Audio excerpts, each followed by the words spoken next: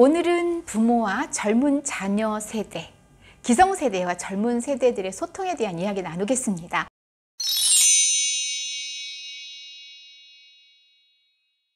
명절에 듣기 싫은 말 1위 이런 것들이 기사화되기도 하잖아요. 듣기 싫은 말은 단순히 듣기 싫어 이런 걸 떠나서 그런 말 하는 사람과는 이야기하고 싶지 않다라는 거거든요.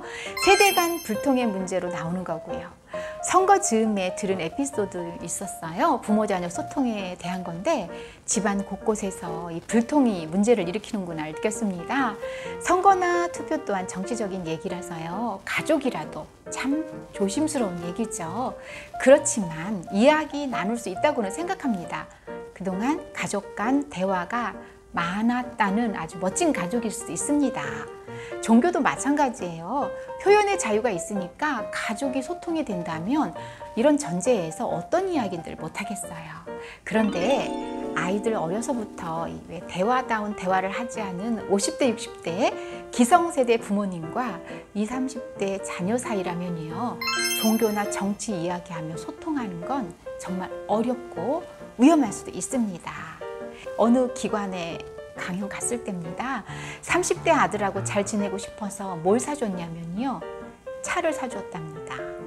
그래도 별로 아빠를 좋아하지 않는다는 이야기를 아버지가 사례로 얘기하니까 청중분들이 웃었고요. 다른 분들도 자녀와 잘 지내려고 노력하는 이야기들 많이 하셨거든요.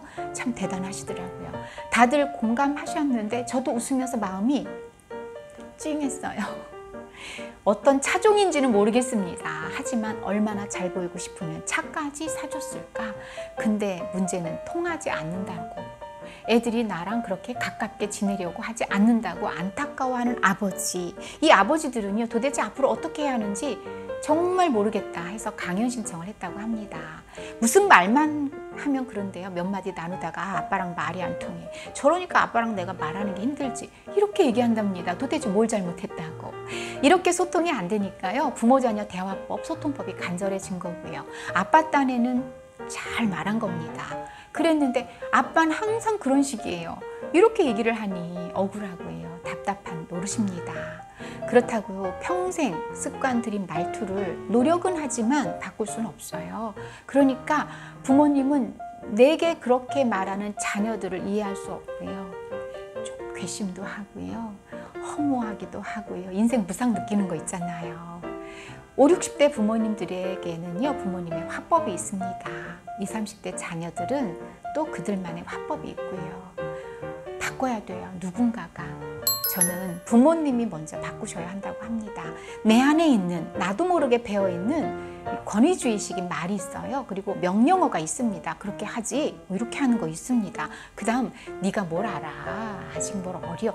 이러한 것이 아주 내재되어 있거든요. 이걸 바꾸셔야 합니다. 자녀에게 끌려가라는 의미가 절대 아니고요. 오늘 그 얘기 하는 겁니다. 여기까지 들으시면 아버지들은 권위? 나 그런 거 있지도 않았고 놓은 지 오래야 이렇게 생각할 수 있습니다. 그런데 투표 앞두고요. 몇 번 찍을 거냐? 이렇게 말씀하셨던 분이 계세요. 근데 아빠는 난 그런 말 한 적 없다고 하더래요. 아들은 분명히 들었는데. 그리고 평소에도 네가 뭘 알아 하는 식으로 말했고요. 결혼해야지 무슨 말이야 뭐 이런 식으로 말했답니다. 그러면 자녀들의 공감을 끌어내지 못하는 겁니다. 이게 권위주의예요. 대화 깊이 하고 싶은 이유죠. 자녀 좋으라고 한 말이죠. 근데 지금까지 대화다운 대화 한 번 제대로 나누지 않다가 툭툭 말씀하시니까 자녀로서는 아빠는 여전해. 왜 저러셔? 왜 못 고치셔? 근데 왜 우리한테 그렇게 말하고 싶어 하시는 거지? 이런 마음이 들면서 말하고 싶지 않게 하는 겁니다. 아빠는 대화하고 싶고요. 소통하고 싶어서 그런 건데요. 부모 자녀는요. 동반자로서 시간이 몇십 년이에요. 소통이 기본으로 탄탄히 자리 잡아야 합니다. 앞에서 예로 들었잖아요. 너 몇 번 찍을 거냐.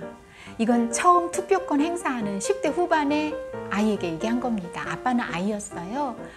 얘가 이제 아직 크지도 않았는데 이거 제대로 할래나 이런 생각이 드셨나 봅니다.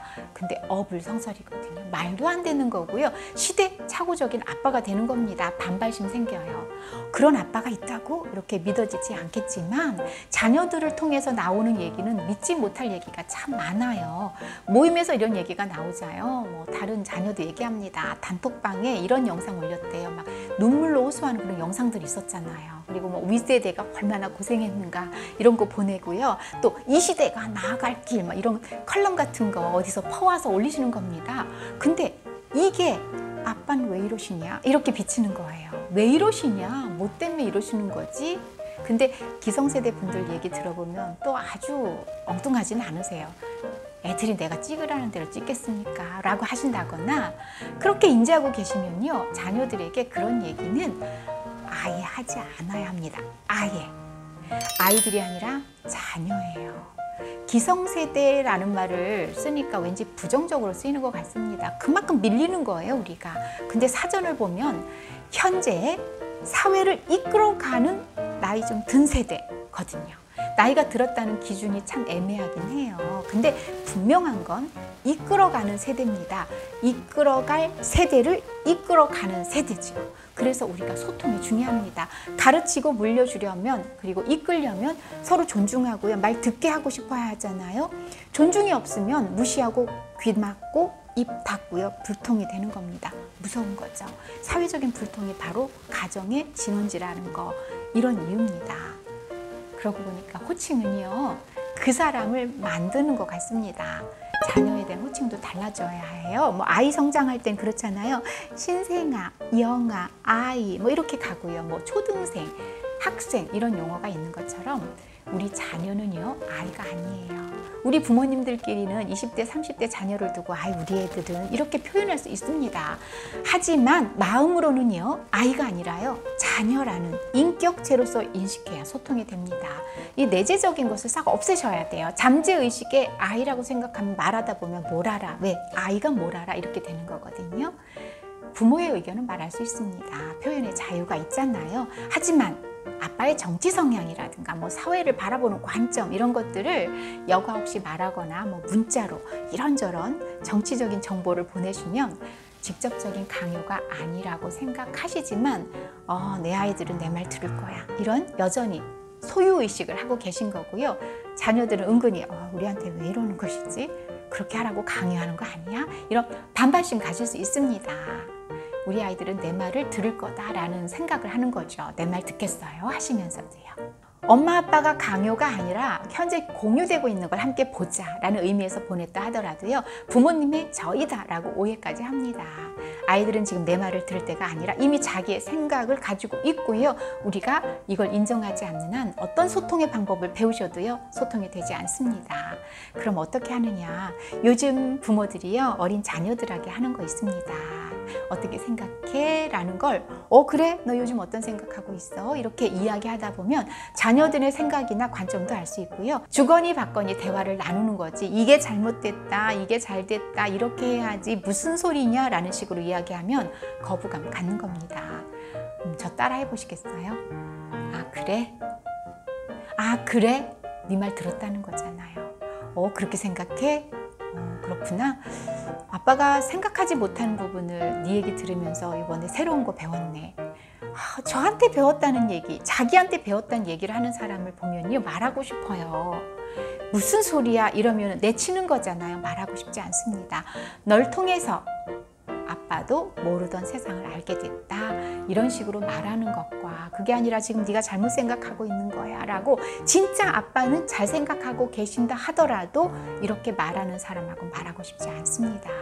너 아직도 세상 몰라. 이렇게 보는 거죠. 그럼 자녀들이 자기 의견을 수렴하고 있다 없다에 따라서 부모님과 대화하고 싶다 그렇지 않다가 되는 거고요. 마음을 열게 됩니다. 지금까지 이야기하면서 부모인 저도요 이렇게 콕콕 찔리는 데가 많습니다. 언제까지 너는 내 말을 들어야 하는 거야 라는 게 항상 나는 생각이 옳아라고 하는 것이 부모님들한테는 분명히 어느 한켠엔가 자리 잡고 있습니다. 내 자녀는 내 말을 들을 거다라는 생각, 너 아빠 말 안 듣다 큰 코 다쳐 라고 생각하며 말하는 것 여전히 존재하는 건 아닌지. 우리 자녀는요, 이 품 안에 있는 자녀가 아니고 이미 자기 생각을 완성한 인격체라는 것 기억해야겠습니다. 지금까지 부모 자녀 소통에 대해서 알아봤어요. 성장한 자녀로부터 우리 기성세대가 배워야 할 것이 훨씬 더 많다, 이런 마음으로 대하면 좋을 것 같습니다. 그러면요, 자녀들과 정치 얘기, 종교 얘기, 문화, 철학, 일상 이야기 어떤 대화든 가능할 겁니다. 저에게도요, 오늘 좋은 시간이었습니다. 감사합니다.